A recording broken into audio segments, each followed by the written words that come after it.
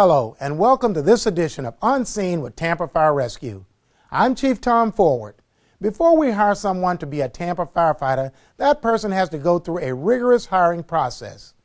After earning their firefighter and EMT certificates from a state-approved course, the applicant then has to master a rigorous physical assessment test.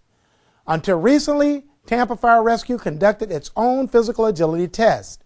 Each time we conducted the physical exam, it cost city taxpayers more than $50,000 to move hundreds of applicants through the course. Now, for significantly less cost to the city, we contract with the Pinellas Technical Education Center, or PTEC, to administer the candidate physical ability test. There are many advantages to both the city and the applicant in conducting the physical agility test this way. For more, let's join Captain Bill Wade, Unseen at PTEC. This may look like a big warehouse inside of the Pinellas Technical Education Center, but it's actually a well-thought-out physical training and assessment center for firefighters. Greg Lanning runs the Candidate Physical Ability Testing, or CPAT, here at PTEC. The first obvious question we had to ask Greg Lanning was, what is CPAT and who has to take a CPAT?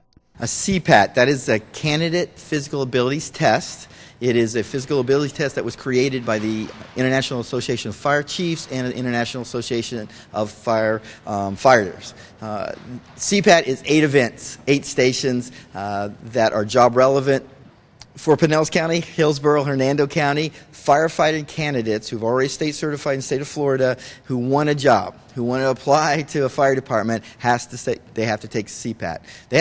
For other departments, they take other physical agilities, but for this area, they have to take CPAT. It provides a physical assessment of the candidate that they'll be able to be fit when they first come on to be able to perform the job and the job duties. The CPAT is a physical assessment tool for firefighter candidates. There is also an aptitude test called Fire Team. The component is called Fire Team. We talked about CPAT, that's the strength of the body to do the job. Obviously, we both know that there's a lot more to doing the job, and 70% of our time is dealing with people in the station, on the fire scene, on the street. A Fire Team provides an evaluation, a human relations, interpersonal skills type of assessment, and it's a 3-hour testing process that does human relations, mechanical aptitude, math, and reading. As the fire chief said earlier in the program, the CPAT has advantages for both the fire department and the candidate. One of the big advantages for the candidate is the flexibility of scheduling the tests. The scheduling component for the candidate is very flexible. It's built around, we have a website. They're able to look at their work schedule and determine what day they're off, and they can come to our testing site if we have a date that is available. Now, some candidates choose to do it both in one day, grand slam. Now, in Pinellas, obviously it's a little easier, a little more flexible, so I do have candidates take Fire Team one day and they can take CPATs the other. But we try to do both testing, provide testing on the same day, at least 4 to 5 times a month for the candidates so they can get it all in one day. And we're scheduled out 3 months in advance, so a candidate can say, wow, I can do one in February, I want to do the other one in April, whatever their schedule affords. To prepare for the CPAT, candidates can go online and learn about the course. Another advantage to fire candidates is the ability to practice, train, and be mentored by peer fitness trainers. On nationaltestingnetwork.com, there's a video that they can click on that goes over the whole program, and also there's a guide also available on how to start exercising in order to pass the test. We have a mentoring program every Monday from 9 to 12. We provide mentoring at our location on the course with peer fitness trainers who are firefighters who are basically fitness trainers, personal trainers, if you want to call them. They go over the course, and on Mondays it's free. The mentoring program is very informative, and it's also a chance for them to work on the course. And the peer fitness will give them they'll leave with an exercise program. We saw some people leave today. They got an exercise program. They're going to work on their own, come back, go through again, see how they evaluate how they're doing, and then eventually they'll say, I'm ready for that practice, or I'm ready for that test. Kelly Blake is 21 years old, and she is working toward successfully completing CPAT. We asked Kelly what her motivation is.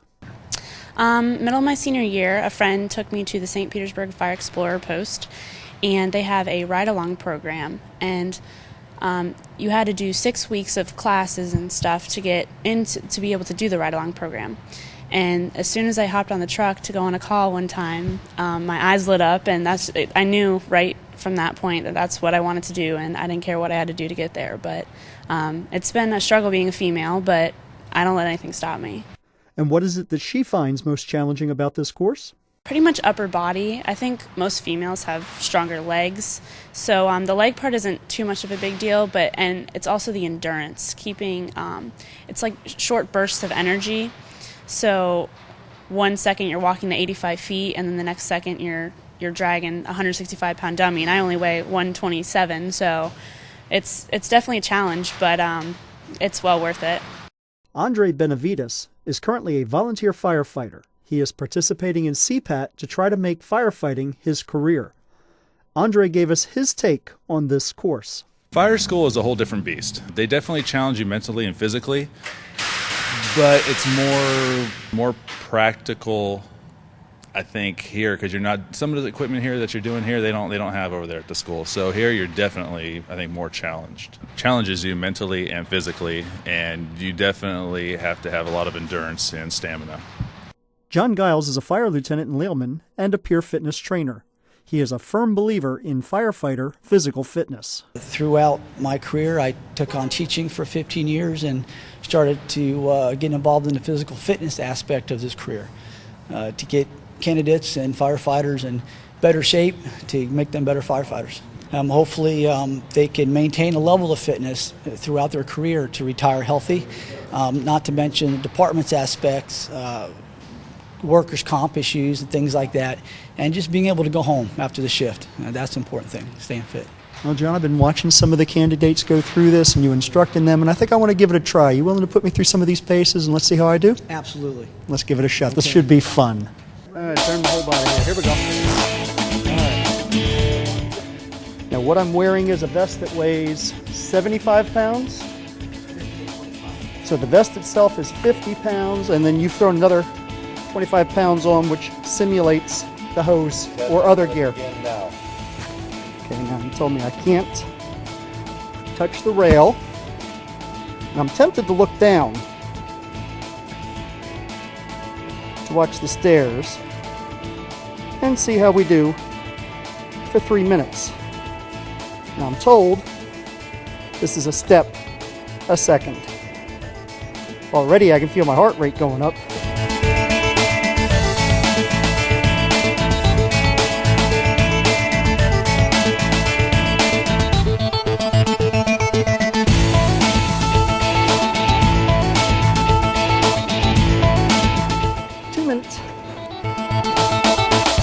There's my first balance.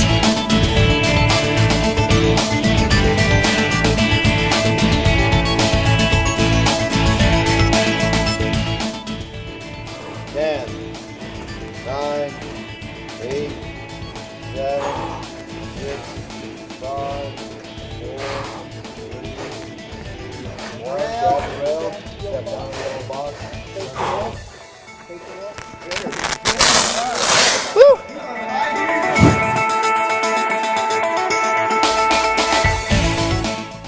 Now obviously what this is simulating is firefighter's gotten on scene.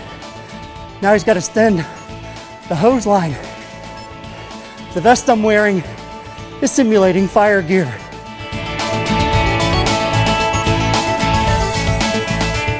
I've tested my lower body, now a little push on the upper body.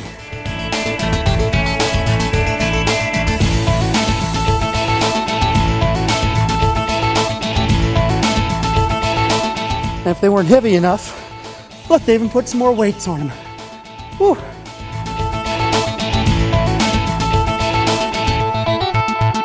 Okay, they changed their minds. They didn't want these saws. So now I gotta put them back.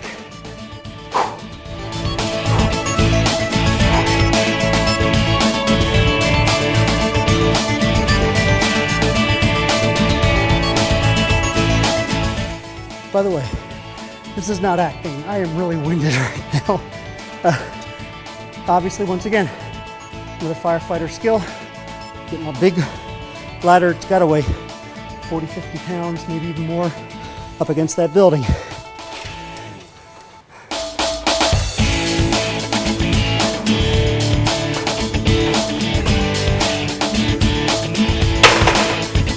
And then, once it's up against the building, I gotta put it up.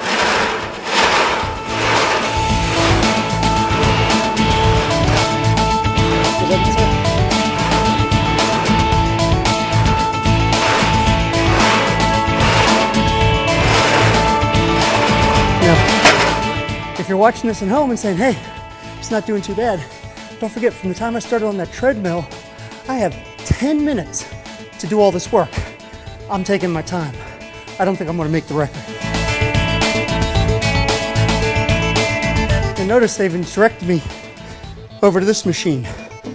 One of the things firefighters have to do is whack this heavy mallet, could be an axe or anything, to force their way into a building. Let's see how much I got left.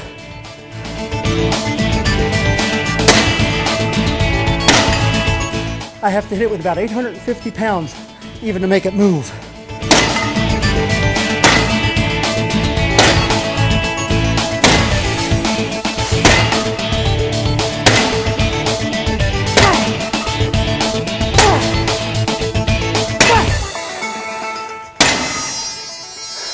That buzzer means I've completed this task. I'm going to take a break here, but we're going to finish this. Let's take a look at this maze and see what the firefighter candidate has to do. He's got to crawl in here, and there are several directional changes and elevational changes they've got to do in the dark. I have most of my breath back. Let's give it a shot. I'm following, I got my right hand on the right wall, so I stay moving in the right direction, same direction, okay. And it's real narrow here. I gotta get way down, almost like a military crawl. Coming to another corner. I think I see my way out. Oops, it's getting lower. Gotta go to a military crawl again.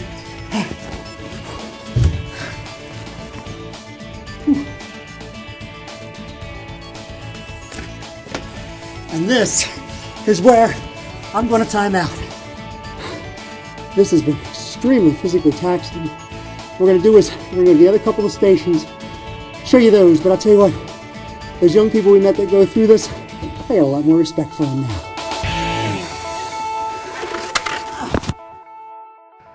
All right, I did about 80% of the course, and I must admit I was getting pretty winded, so I hit a little bit of rehab, got some water, took a breather, and Kelly's offered to finish the course for us. John, if you'd take her through it.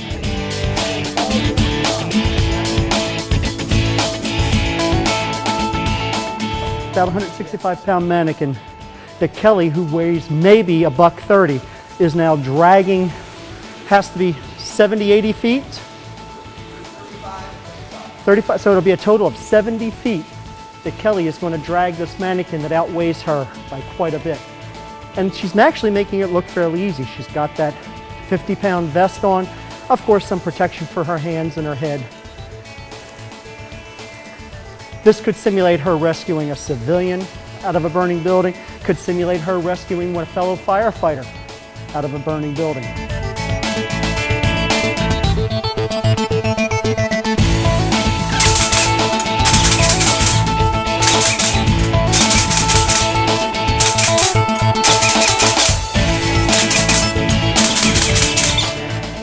And that would have been the end of the exercise. The candidate taking this course would have had how long again to complete this? 10 minutes and 20 seconds. So in 10 minutes and 20 seconds, all of these stations should have been completed at minimum for, actually it's maximum time for the candidate to get a passing grade. Yes. That's good for a year. This has been extremely enlightening to both myself, who's been in the fire service more than 30 years, to see the work and the effort that's being put out by these young folks to get a job in the fire service. Working with this program, Tampa Fire Rescue will continue to have a highly qualified applicant pool in a way that saves tax dollars and provides benefits to the candidate. For more information about CPAT or fire team, visit their website at www.nationaltestingnetwork.com. To see if Tampa Fire Rescue is accepting applications for firefighters, visit www.tampagov.net and look under Employment. Thanks for watching. We'll see you next time on Scene with Tampa Fire Rescue.